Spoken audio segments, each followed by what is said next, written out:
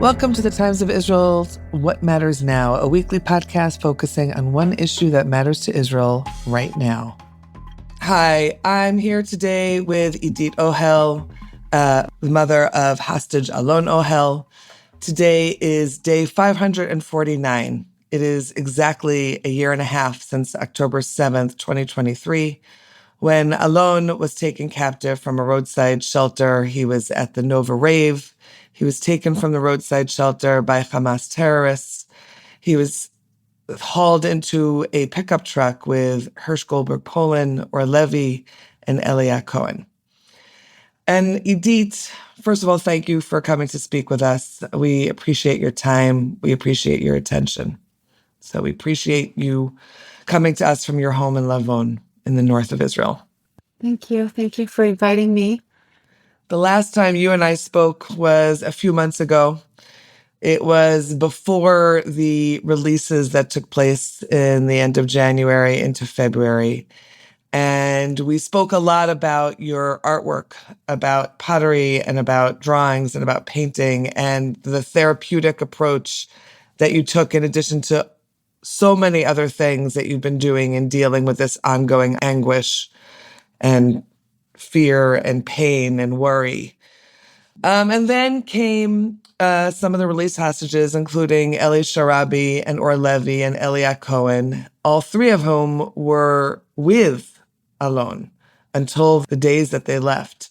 And they brought you, on one hand, proof of life of Alon, but they also shared the very frightening aspects of his captivity. The fact that he has been held captive for all of these days and weeks and months with shrapnel in his eye, in his shoulder, and his arm. Injuries that he sustained on October 7th, that he's bound in chains, eats almost no food. And since then, and really immediately after, you appeared on Israel's Channel 12 and you spoke very forcefully, angrily, painfully about this. And we are not seeing any progress in terms of the release of further hostages. And I want to know how those conversations were with those released hostages. I don't know who you spoke with. And of course, how you're dealing with all of this now, right now. Wow. It is so difficult, I must say, because understanding that Alon is going through all of this, his injury is life-threatening. And the fact that he has not gotten any medical attention till now. No, the Red Cross has never seen Alon, never got to them, and he's being held in this situation is terrifying because he was with them and now he's alone and he's going through this because I have no idea if he's got, if he's been moved or whatever.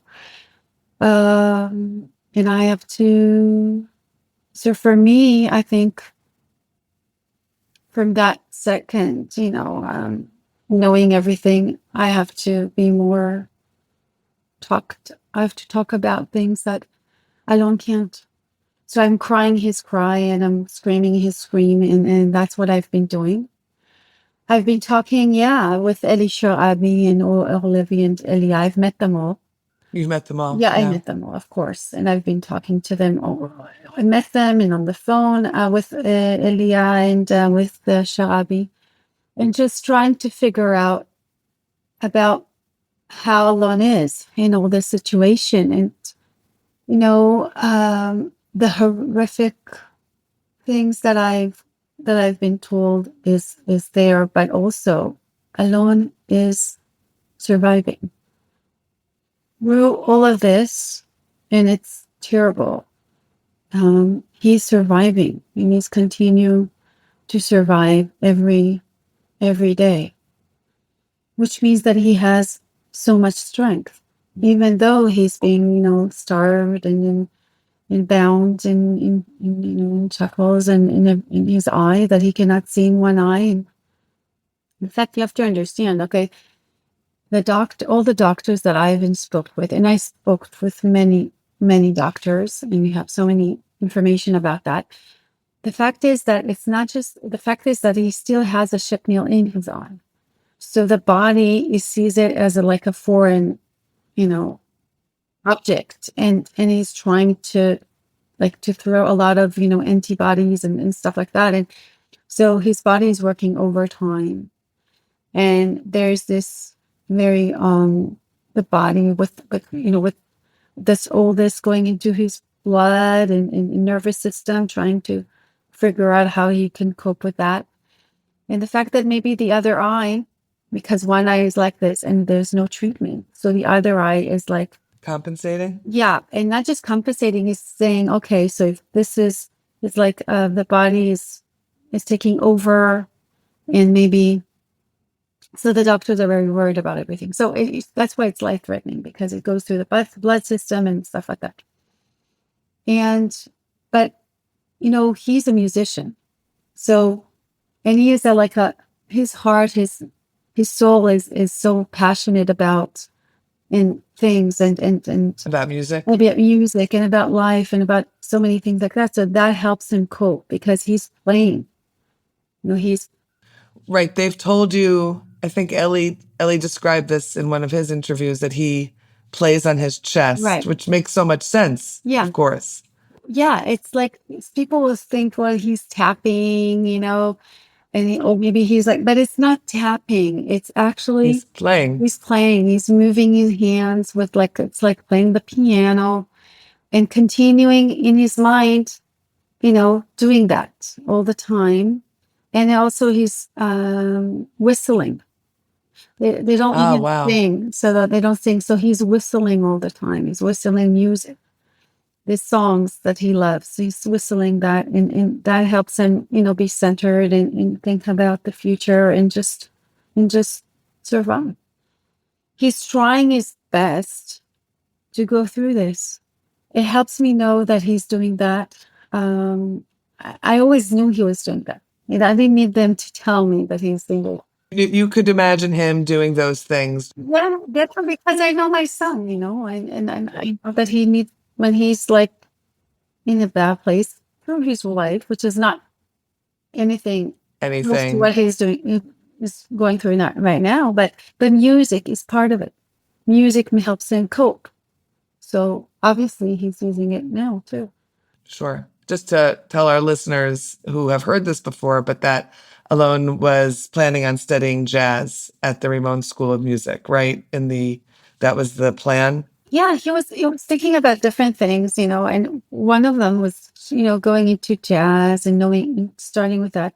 I don't think he really knew what he was going to do in life. He wasn't like, okay, I'm going to be a musician, or this is it. He was thinking about different things, but he really wanted to know more jazz because he learned classical music, and he felt jazz is more of him, more of what he loves. And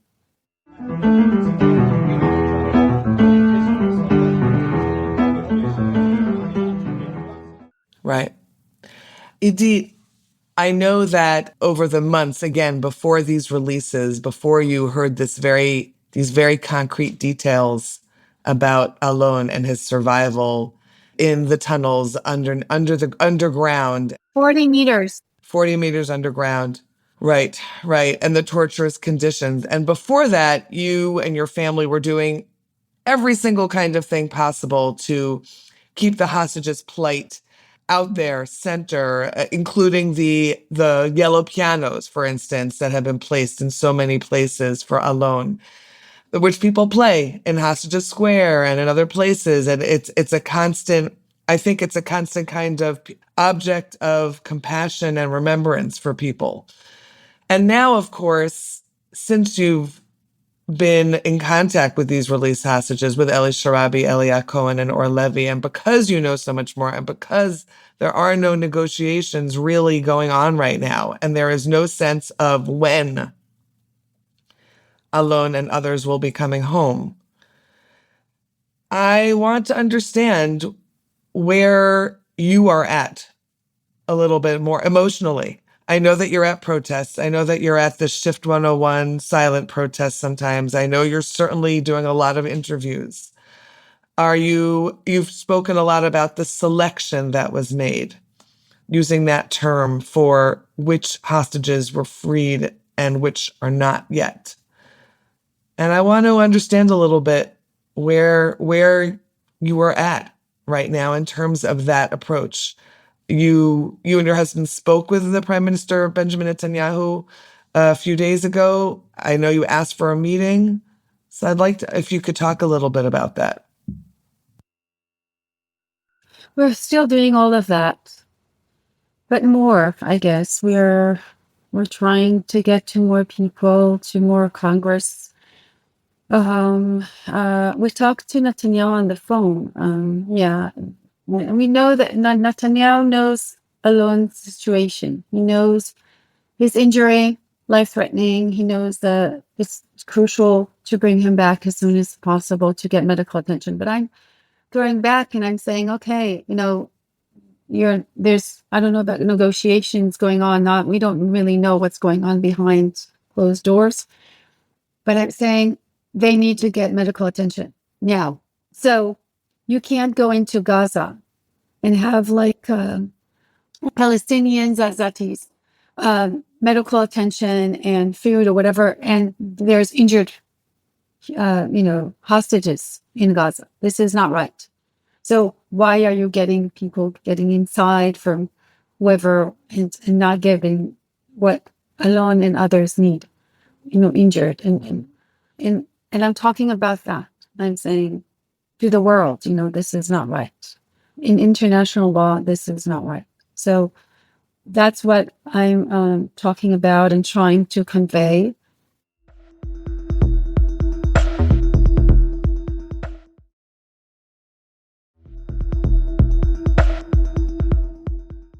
So you're expressing in all of recent interviews, and you're expressing anger at Hamas, obviously the terrorist group that took Alon and injured him and has kept him, as you said, 40 meters below ground in their tunnels. But you're not expressing anger at the prime minister, at the government. And I'm wondering what your thoughts are about that.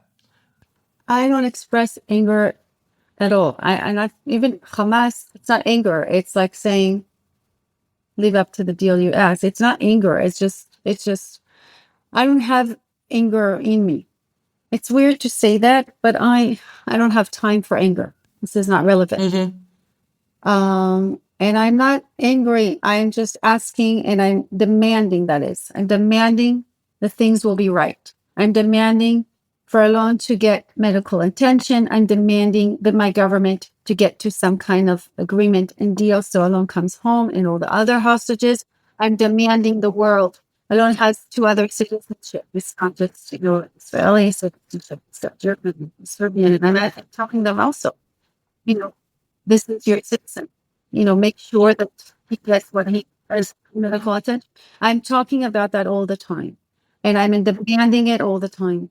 I believe that Netanyahu has his way of getting hostages back. I do believe, and I think that Trump also wants the hostages back, and he's doing everything that he can, and he's working on it really hard, and he's trying his best. He's got some of the hostages home, and I know that he wants to continue and get all the hostages home, and I know he has the power to do it. And I hope that him and Netanyahu get to some kind of, understanding and the same road, if to say it, to getting into the hostages back. I think they see things differently, and I want them to sink in that, hopefully as sooner than later. Yeah, I can understand that. Idit, in your conversations with released hostages, with Eli, with Eliya, with Or, have they said anything that has been helpful to you? That has, there's the playing the piano and the whistling. What have they said that's given you hope? Well, you see, Alon talks about us all the time. In captivity, I think hope is the fact that I know that Alon is thinking about his future. So if he's there thinking about and seeing his future and knowing what he wants to do in life and sees it constantly, then I know that Alon is coming home alive. I know this. And this is something that I will never stop seeing, believing, and hoping. Never. Because this is something that I know. And the fact that he himself sees that he's coming home alive, that he has a future, it syncs with what I see. And, we're doing it like here, we're doing different meditations like every day. I'm doing this community meditations of seeing Alon coming home and everything. And before he goes to sleep at night, if he knows the difference between night and day, whatever. But he does once a day, he does this meditation. He sits and he meditates. And it's amazing because we're doing it and he's doing it. And there's we're always singing this song that he loves and he sings it. Actually, he doesn't sing it, but he whistles it in captivity. Can you tell us what the song is? It's called in Hebrew. It's called a song in Hebrew. It's called Shir Lelo Shem, which is in English a song with no name. It's a beautiful song, and where's I hear it all the time. It's on my list, my Spotify. Yeah, I play, so I see it all. I hear it all the time.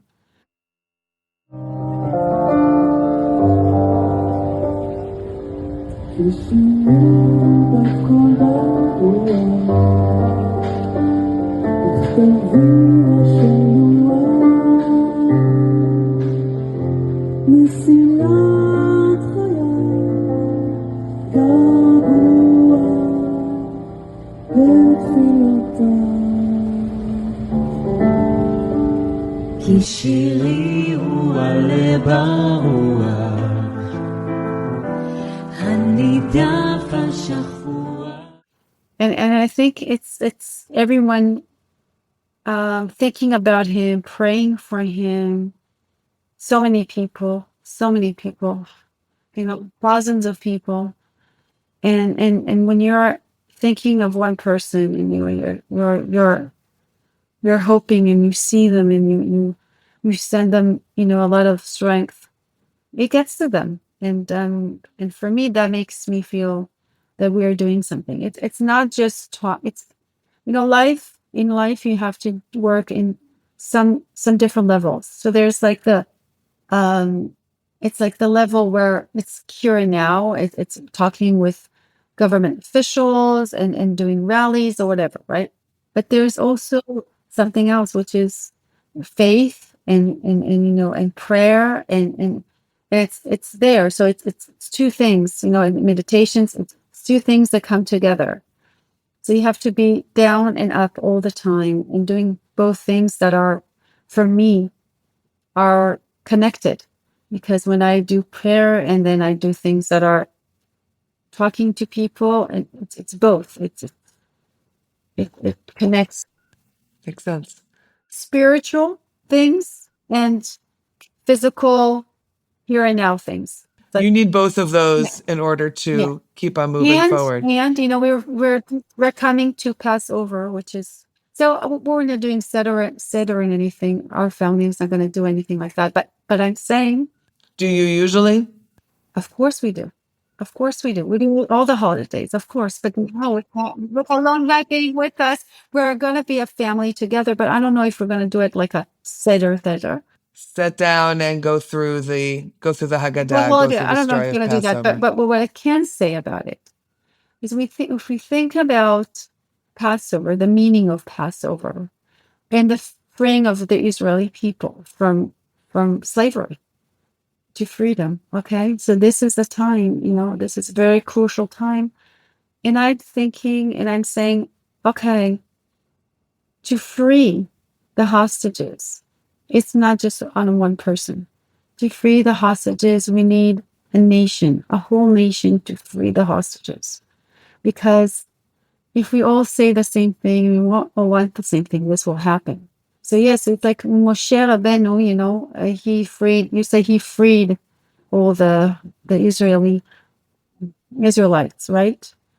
But if they didn't want it, if they were not wanting freedom and knowing that there's something more than what they have. This will never happen, because to free something, it's a connection thing. It's like so I believe that to free the hostages, we need people. We need so many. We need all the Jewish community. It's not in the world. Yeah.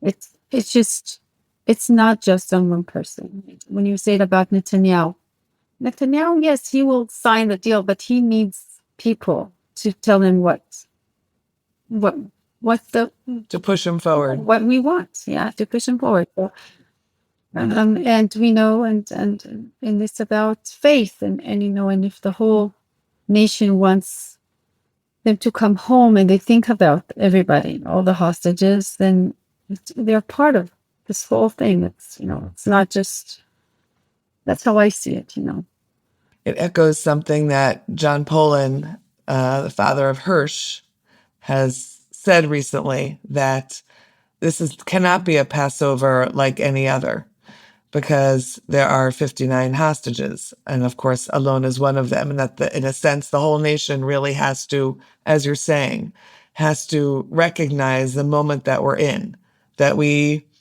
have hostages in Gaza, and that we are all in this situation. Yeah. We are not freed. This whole country is not freed.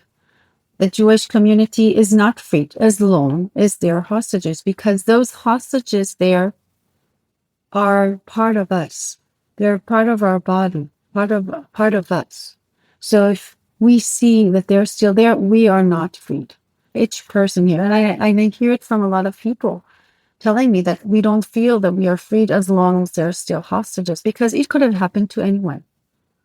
Sure. Anyone living in this country, anyone. At the 7th of October, and it can happen to anyone in the world, because terrorism continues. Okay, so, and it will continue as long as the world doesn't do anything about it. So I'm thinking, how can you feel free when one of your, like, it's a party. People. Yeah, people. Yeah. Is not. So Passover is not a regular Passover at all. At all. Right.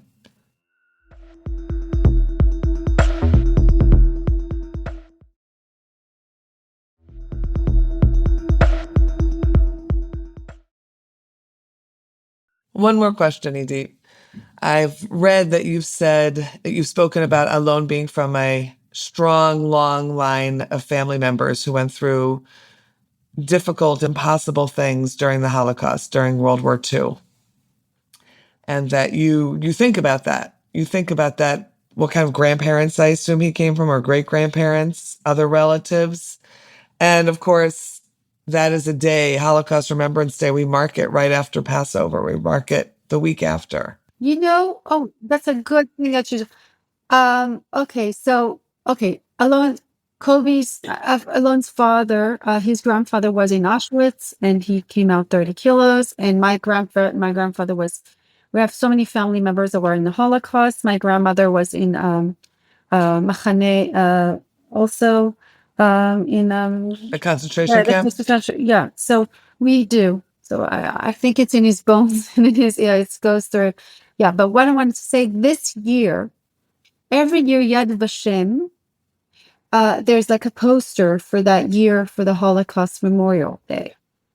And they have this competition. The different people make this different design, and they chose this year. It's like you see, like the cloth with the lines. The Holocaust. They wore the kasim with the uniforms. The uniforms. It's like you see a uniform, and then it comes out to be a piano. Wow. Yeah. For Alon. I don't know. I'm thinking, okay, the person who designed it probably thought about Alon, maybe, or either if you remember the movie The Pianist. Well, it's either that or that. I think A Pianist was a long time ago, and Alon is like now. Yeah. So I haven't talked to him. I really want to, but I haven't. Right. Understand where is he coming from? But this year, this is it, and I'm thinking, oh my God, he was in the Holocaust, his great-grandfather, and he's been starved and he had no food and was tortured and everything. And Alon is going through this. It's 2024. Idit, in a sense, your sense of hope gives the rest of us a great sense of hope and a knowledge that Alon is getting through this and will continue to do so. And what we hope for all of you is just the ability to get through these days until the day that you have your son by your side.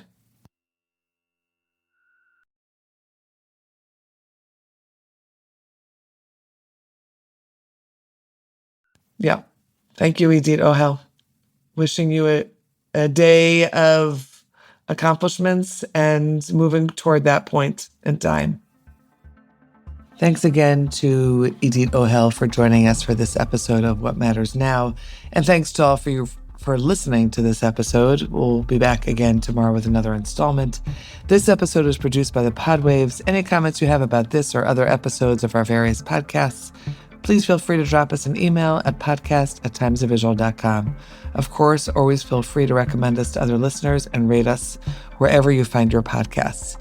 Until next time, take care, shalom, and Chag Sameach.